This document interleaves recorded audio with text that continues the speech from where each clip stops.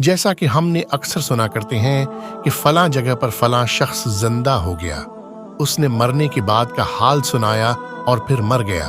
اسی قسم کا عذاب قبر سے متعلق ایک واقعہ گلگت میں پیش آیا، جس کی باری میں بتاتی ہیں کہ ایک شخص قبرستان کے پاس سے گزر رہا تھا کہ اس نے کسی قبر سے یہ آواز سنی کہ مجھے نکالو، میں زندہ ہوں۔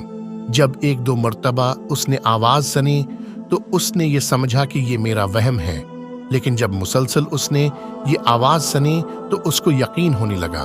چنانچہ قریب میں ایک بستی تھی، وہ شخص اس میں آیا اور لوگوں کو اس آواز کی باری میں بتا کر کہا کہ تم بھی چلو اور اس آواز کو سنو۔ چنانچہ کچھ لوگ اس کے ساتھ آئی، انہوں نے بھی یہی آواز سنی اور سب نے یقین کر لیا کہ واقعی یہ آواز قبر سے آ رہی ہے۔ اب یقین ہونے کے بعد ان لوگوں کو مسئلہ پوچھنے کی فکر ہوئی کہ پہلی علماء سے یہ مسئلہ معلوم کرو کہ قبر کھولنا جائز ہے یا نہیں۔ چنانچہ وہ لوگ محلی کی مسجد کی امام صاحب کے پاس گئی اور ان سے کہا کہ اس طرح قبر سے آواز آ رہی ہے اور میت یہ کہہ رہی ہے کہ مجھے قبر سے باہر نکالو، میں زندہ ہوں۔ تمہیں اس کی زندہ ہونے کا یقین ہو گیا ہے تو قبر کو کھول لو اور اس کو باہر نکال لو۔ چنانچہ یہ لوگ ہمت کر کے قبرستان گئی اور جا کر قبر کھولی۔ اب جو انہیں تختہ ہٹایا تو دیکھا اندر ایک عورت برہنہ حالت میں بیٹھی ہوئی ہے اور اس کا کفن گل چکا ہے۔ پھر لوگوں نے کہ وہ عورت کہہ رہی ہے جلدی سے میرے گھر سے میرے کپڑی لاؤ، میں کپڑی پہن کر باہر نکلوں گی۔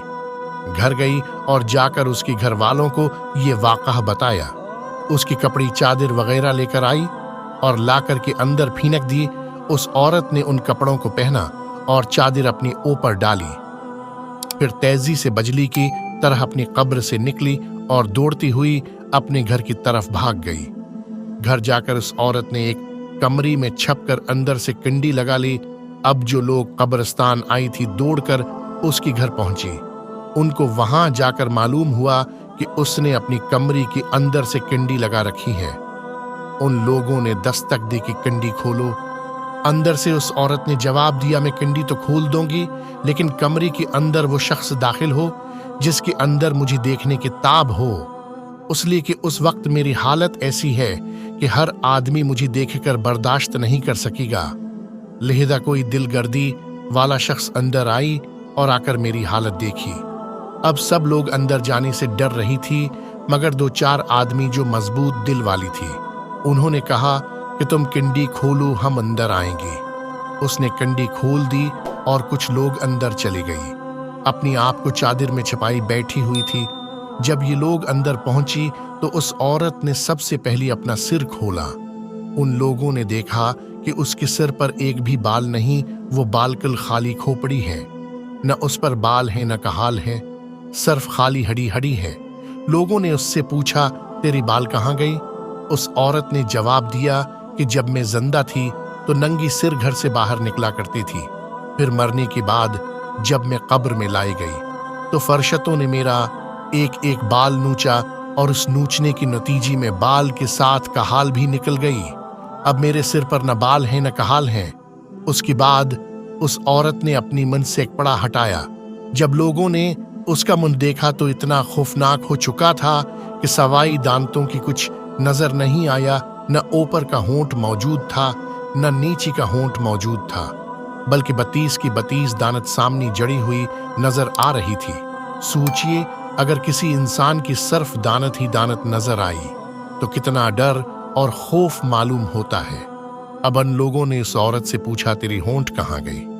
اس عورت نے جواب دیا میں اپنی ہونٹوں پر لپسٹک لگا کر نامحرم مردوں کے سامنے جایا کرتی تھی، اس کی سزا میں میری ہونٹ کاٹ لی گئی، اس لیے اب میرے چہرے پر ہونٹ نہیں ہے۔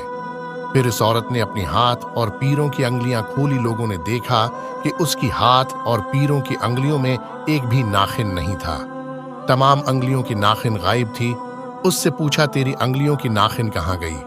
اس عورت نے جواب دیا ناخن پالش لگانے کی وجہ سے میرا ایک ایک ناخن کھینچ لیا گیا، چونکہ میں یہ ساری کام کر کے گھر سے باہر نکلا کرتی تھی، اس لیے جیسی ہی میں مرنے کی بات قبر میں پہنچی تو میرے ساتھ یہ معاملہ کیا گیا اور مجھے یہ سزا ملی کہ میرے سر کے بال بھی نوچ دیے گئی میری ہونٹ بھی کاٹ دی گئی اور ناخن بھی کہیں نہ چلی گئی۔ اتنی باتیں کرنے کے بعد وہ بے ہوش ہو گئی اور مردہ بھی جان ہو گئی جیسی لاش ہوتی ہے۔ چنانچہ ان لوگوں نے دوبارہ اس کو قبرستان میں پہنچا دیا۔ محترم خواتین و حضرات، اللہ تعالی کو یہ عبرت دکھانی مقصود تھی کہ دیکھو اس عورت کا کیا انجام ہوا اور اس کو کتنا ہولناک عذاب دیا گیا۔ بے پردہ خواتین اس واقعی سے عبرت لی اور ان گناہوں سے توبہ کری جس کی سزا بروز قیامت بہت سخت ہے۔